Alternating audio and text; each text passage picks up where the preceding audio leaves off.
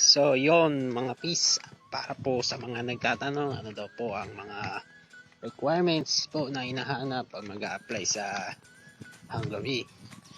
So ang kailangan po natin guys pag mag-a-apply tayo, ang mga requirements is dapat naka-ready na po ang inyong syempre passport.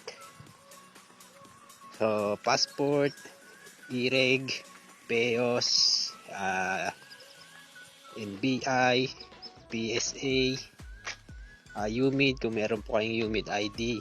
Pag wala po, or certificate. Kung wala pa rin naman po, pwede po ang national ID, voter certificate or voters ID. Ano pa ba? Back cert po. Kung may yellow card po kayo, mas maganda po.